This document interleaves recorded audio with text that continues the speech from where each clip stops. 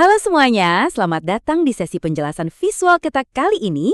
Jujur aja nih, sebagai orang tua yang tinggal di kota besar, urusan kualitas udara, polusi, dan anak yang bentar-bentar sakit itu udah jadi makanan sehari-hari kan? Pasti sering banget kita deg-degan pas denger anak mulai batuk, napasnya agak bunyi, terus bawaannya langsung panik. Nah hari ini kita bakal bongkar tuntas misteri seputar pernafasan anak. Kita bakal ubah kebingungan medis itu jadi panduan yang super gampang dipahami langsung dari ahlinya, Dr. Handoko Lois. Oke, ini dia peta perjalanan kita. Pertama, kita bahas fakta batuk pilek. Kedua, pemetaan infeksi. Ketiga, tanda bahaya. Keempat, kita bongkar mitos superflu. Kelima, panduan perawatan di rumah. Dan terakhir, gimana sih cara mencegah sakitnya berulang? Yuk, langsung kita mulai aja. Bagian pertama, fakta batuk pilek anak. Gini, saya paham banget rasa frustrasinya. Rasanya kita udah ekstra ketat jaga kebersihan, udah ngejauhin anak dari orang yang lagi sakit, tetap aja mereka kena batuk pilek. Bawaannya jadi mikir, aduh aku gagal nih jadi orang tua. Tapi coba tarik napas dulu sebentar. Teman-teman tahu nggak angka ini? 6 sampai 8 kali. Yap, seorang balita yang kondisinya sangat sehat sekalipun, itu secara normal emang bakal kena batuk pilek 6 sampai 8 kali loh dalam setahun. Apalagi kalau mereka udah mulai sekolah, udah main sama teman-temannya. Angkanya bisa naik jadi 8 sampai 10 kali. Jadi dengerin ya, batuk pilek itu sama sekali bukan tanda Anda gagal ngurus anak. Ini cuma cara alami tubuh si kecil buat ngebangun antibodinya sendiri. Bikin agak lebih lega kan? Lanjut ke bagian kedua, pemetaan infeksi saluran pernafasan. Kalau anak sakit, kadang dokter tuh ngeluarin istilah medis yang bikin kita makin deg-degan. ISPA, bronkitis, pneumonia. Sebenarnya apa sih bedanya? Yuk kita petakan lokasinya di tubuh anak. Bayangin saluran napas kita itu persis kayak corong. Nah, ada salah kaprah nih di masyarakat. Kata ISPA itu singkatan dari infeksi saluran pernapasan akut, ya. Bukan cuma pernapasan atas, walaupun emang seringnya kejadian di area trakea ke atas. Prinsipnya gini, makin infeksi itu turun ke bawah corong, kondisinya makin serius. Kalau infeksinya turun ke saluran udara besar atau bronkus, itu namanya bronkitis. Tapi, kalau infeksinya tembus lebih dalam lagi sampai ke tingkat paling bawah, yaitu alveoli alias jaringan paru-paru tempat pertukaran oksigen, nah inilah yang namanya pneumonia. Makanya pneumonia ini bahaya banget, karena langsung ngeganggu suplai oksigen ke darah si kecil. Masuk ke bagian ketiga. Tanda bahaya yang wajib dikenali. Ini krusial banget buat ayah bunda di rumah. Gimana sih bedain bapil biasa sama yang benar-benar butuh penanganan gawat darurat? Sebenarnya lumayan jelas. Kalau bapil biasa yang murni infeksi virus standar, biasanya bakal membaik dalam 2 harian setelah antibodi terbentuk. Anaknya mungkin batuk, tapi mereka masih lincah, masih mau main, nyusu juga lancar, dan demamnya gampang dikontrol. Tapi, waspada kalau muncul tanda fisik ini. Napasnya tiba-tiba jadi cepet banget. Cuping hidungnya kembang kempis tiap narik napas, atau ada retraksi. Retraksi itu kalau dada atau bagian bawah iga anak sampai cekung ke dalam pas dia napas. Artinya apa? Anak kita sampai harus pakai otot tambahan cuma buat bisa napas.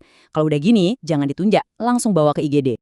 Biar gampang ingetnya, pakai aturan 3 hari. Kalau anak kelihatan rewel banget, demamnya nggak wajar, atau napasnya bikin kita curiga, bawa ke dokter anak dalam 3 hari pertama sejak gejalanya muncul. Kenapa harus secepat itu? Soalnya ini ngasih dokter patokan dasar. Jadi misal kondisi anak tiba-tiba drop di hari kelima, dokternya udah tahu nih kondisi awalnya kayak gimana, dan bisa ngasih tindakan yang jauh lebih presisi. Bagian keempat, mengenal mitos superflu. Nah, belakangan ini pasti sering banget kan dapat forwardan di grup chat keluarga yang isinya nakut-nakutin soal wabah virus baru? Yuk, kita luruskan. Ini fakta aslinya. Istilah superflu itu sebenarnya nggak ada di literatur medis ilmiah. Itu 100% bahasa media sosial aja. Kata super di sini bukan berarti virusnya punya tingkat kematian tinggi atau ini monster mutasi baru, bukan. Super itu merujuk ke varian influenza A jenis H3N2 yang kebetulan emang lagi cepet banget nyebarnya di masyarakat. Jadi tenang dulu, nggak perlu histeria. Ini tuh masih keluarga virus yang udah lama banget kita kenal kok. Biar makin kebayang, saya kasih konteks ya. Influenza tuh utamanya ada 3 tipe. Tipe A, ini nih biang keroknya, dia sering banget bermutasi dan bikin gejala yang berat. Anak bisa lemes loyo, demamnya tinggi banget, sampai mogok makan. Kalau tipe B, dia lebih stabil secara genetik. Tapi pada anak-anak, justru tipe B ini yang sering banget bikin mereka harus dirawat inap. Terakhir, tipe C. ini mah ringan banget, kadang malah gejalanya nggak kerasa. Makanya dokter tuh rajin banget ngingetin soal vaksin influenza, karena vaksin yang ada sekarang itu emang udah dirancang khusus buat nangkal si tipe A dan B yang lagi seliweran di sekitar kita. Oke, kita masuk ke bagian kelima, panduan perawatan di rumah, fakta versus mitos. Di bagian ini kita bakal fokus ke apa yang aman dilakuin di rumah dan kebiasaan salah apa yang harus stop dari sekarang. Nah, ini dia. Pertanyaan abadi sejuta umat yang pasti sering diteriakin nenek-nenek kita, jangan minum es, nanti batuk. Tapi kira-kira secara medis ini valid nggak sih? Siap-siap kaget ya, karena fakta medisnya justru bilang sebaliknya. Minum air es itu sama sekali nggak bikin batuk. Malahan nih, kalau tenggorokan anak lagi radang, ngasih mereka es buah yang dibikin sendiri di rumah dari buah asli, itu justru ngasih efek nenangin dan ngurangin perih di tenggorokannya. Terus kenapa habis jajan es sering batuk? Tersangka utamanya itu bukan suhu esnya, melainkan pemanis buatan, sirup kimia, dan pewarna di dalam minuman es abang-abang itu yang bikin radang. Wah, mitos turun-temurun kita akhirnya patah juga ya. Terus gimana cara ngerawat bayi mungil yang di bawah 6 bulan? Mereka kan rentan banget karena saluran napasnya masih super kecil. 3 langkah ini kuncinya. 1. Hajar terus ASI-nya, karena di sanalah sumber sel pertahanan tubuh mereka. 2. Kalau napasnya mulai bunyi grok-grok, Anda bisa ngelakuin chest percussion. Jadi dada sama punggung bayinya ditepuk-tepuk pakai tangan yang dibentuk mangkuk. Pelan dan lembut banget aja. Getaran ini ngebantu biar lendur yang lengket nggak ngendap di saluran napas. Dan 3. Balik lagi, pantau terus tarikan napas mereka. Nah, perhatiin slide ini baik-baik. Ini ada peringatan super tegas dari Dr. Handoko. Sekarang kan lagi ngetren banget ya orang tua beli alat uap atau nebulizer terus dipakai sendiri di rumah pas anak batuk. Tolong jangan pernah lakuin ini tanpa resep langsung dari dokter. Kenapa? Nebulizer itu emang fungsinya mencairkan lendir. Tapi kalau bayi atau anak kita belum pinter ngeluarin dahak, lendir yang udah cair itu malah bakal ngendap di dasar paru-paru dan jadi darurat medis. Belum lagi uap itu bisa aja cuma nutupin gejala yang aslinya makin parah. Jadi urusan nebu-nebu ini serahin aja ke dokter deh indikasinya.